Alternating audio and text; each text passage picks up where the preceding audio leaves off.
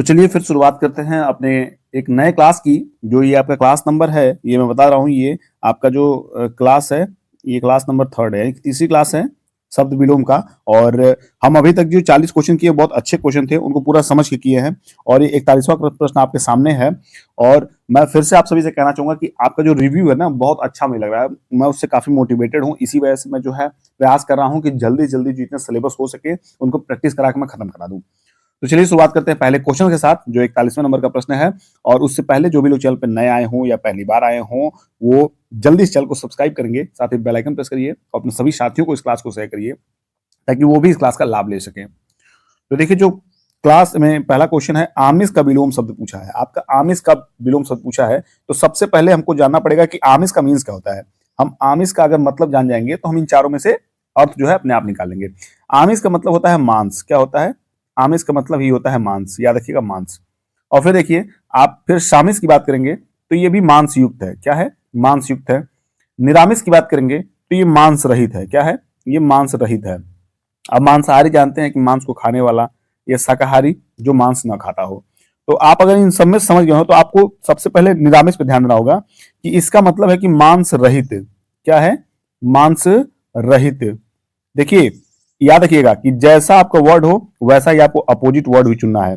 आपको अगर मांसाहारी पूछे तब आप शाकाहारी चूज करेंगे, लेकिन मांसाहारी बदले में आप निरामिष मतलब चूज करेंगे तो ये गलत हो जाएगा। तो यहाँ आमिष है, तो इसलिए इसके शब्द सही आपको बैठने चाहिए, तो निरामिष आपका सही उत्तर हो जाएगा।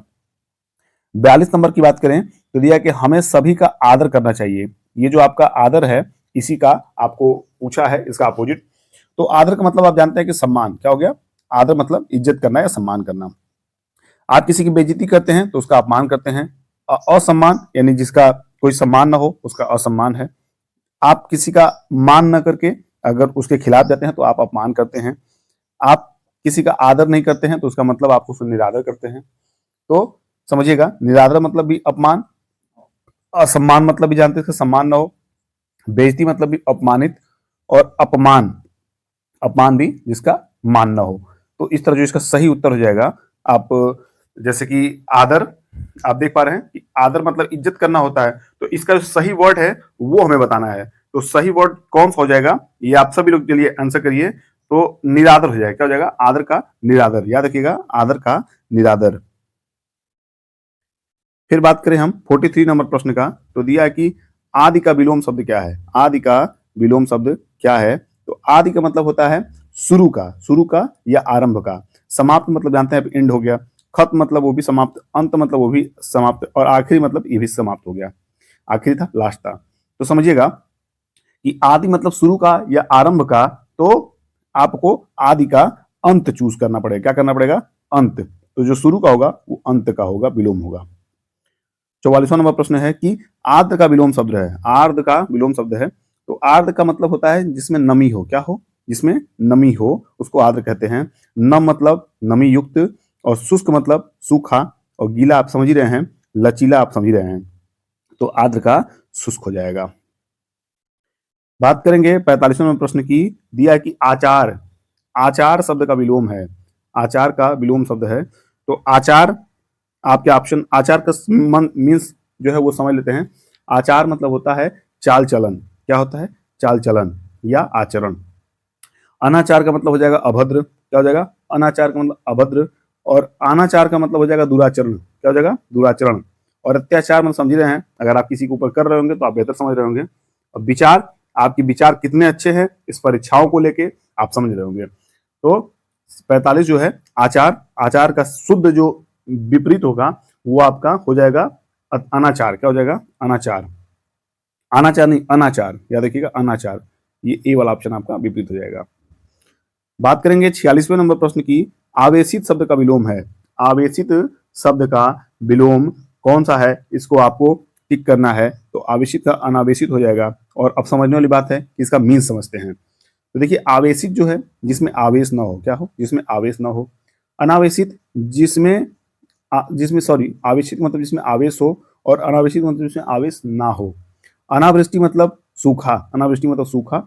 और अनावृत मतलब खुला हुआ, जो ढका हुआ ना हो वो खुला हुआ हो, उसको अनावृत कहते हैं। अनाश्रित का मतलब बिना सहारा के। तो आपका जो सही ऑप्शन हो जाएगा वो आपका ए वाला हो जाएगा, बढ़ते हैं नेक्स्ट क्वेश्चन पे, 47 नंबर प्रश्न पे। दिया कि आवाहन का विलोम है। देखिए, आवाहन मतलब समझिएगा, आवाहन मतलब होता है बुलाना। क्या होता है? बुलाना या निमंत्रण। आवाहन मतलब बुलाना या निमंत्रण। तो जब आप आवाहन का समझ गए तो आप समझिएगा बात को कि सबसे पहला जो है अवगाहन है। अवगाहन मतलब होता है डुबकी लगाना। क्या होता है? डुबकी लगाना। और तिरोभाव का मतलब होता है अदृश्य हो जाना। क्या होता है? अदृश्य हो जाना, गायब हो जाना।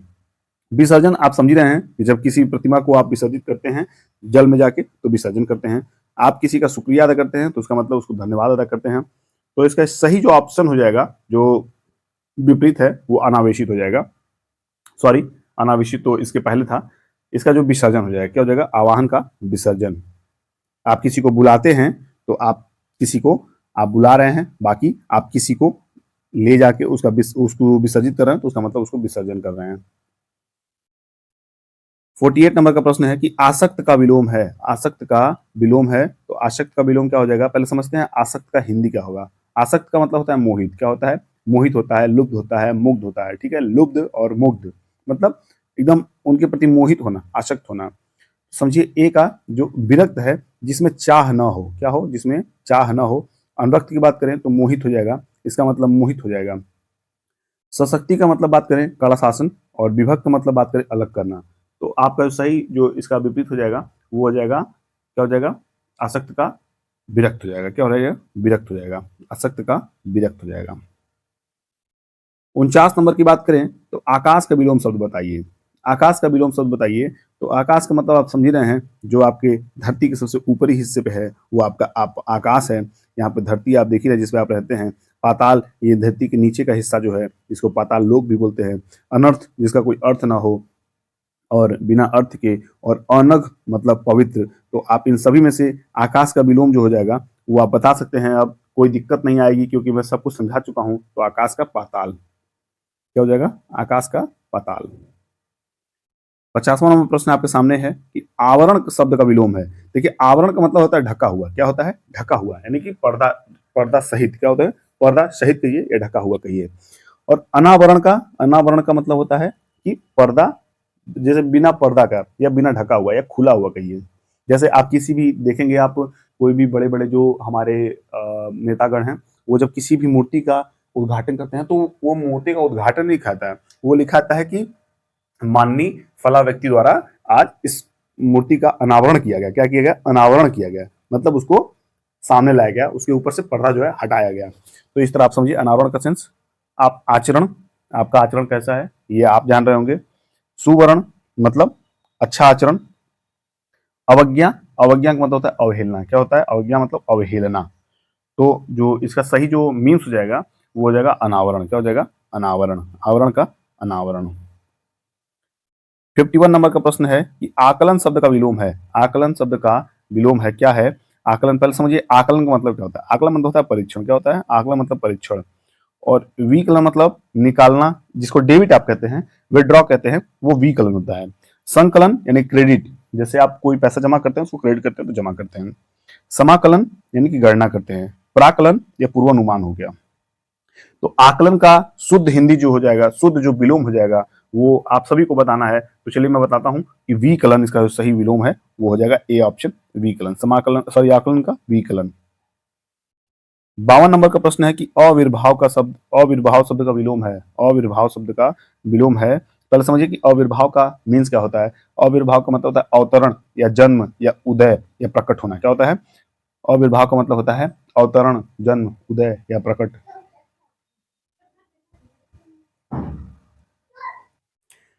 तो अविर्भाव का आपको जो अपोजिट बताना है वो बताइए। आपके आप सामने ऑप्शन आपके दिए हैं कौन कौन से। अनाविर्भाव, देखिए अनर्विभाव है, विभाव है, अविर्भाव है और तिरोभाव है।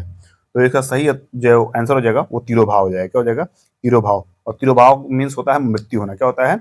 मृत्यु होना। याद रखिएगा, मृत्यु होना। क्या होता है? मृत्यु होना। नेक्स्ट क्वेश्चन 53 नंबर का, दिया कि आवर्तक का विलोम। आवर्तक का विलोम पहले समझिएगा कि विघ्न रोकने वाला। आवर्तक का मतलब विघ्न रोकने वाला। और यहाँ पे आप देख रहे हैं ए ऑप्शन विवर्तक। विवर्तक मतलब होता है विघ्न डालने वाला। तो ए ऑप्शन राइट हो जाएगा। 54 नंबर की बात करें तो दिया है कि आहूत का विलोम। आप जानते हैं कि किसी भी जैसे यज्ञ जो होते हैं उनको हम आहूत करते हैं। क्या करते हैं? आहूत।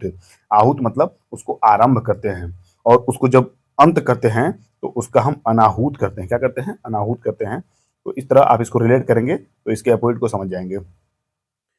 55 नंबर की बात करें तो 55 नंबर क्वेश्चन जो कह रहा है आपका, क्या कह रहा है देखिए जरा।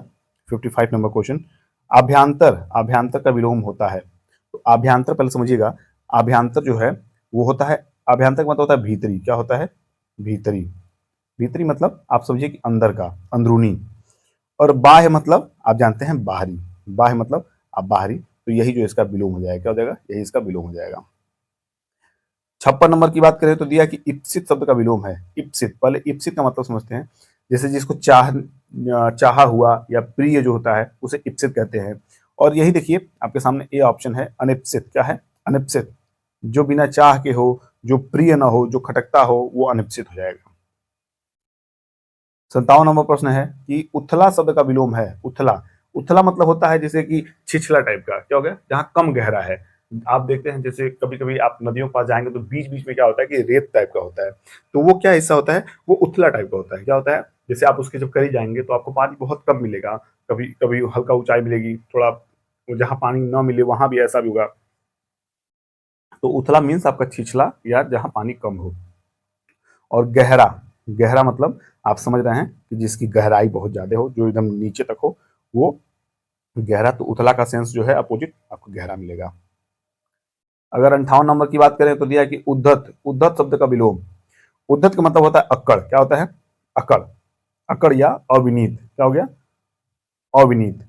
अविनीत मतलब जिसका जो वो स्वभाव हो, वो एकदम मतलब नहीं होता कि अकड़ टाइप, अकड़ अंदर हो, एकदम अकड़ीला स्वभाव हो।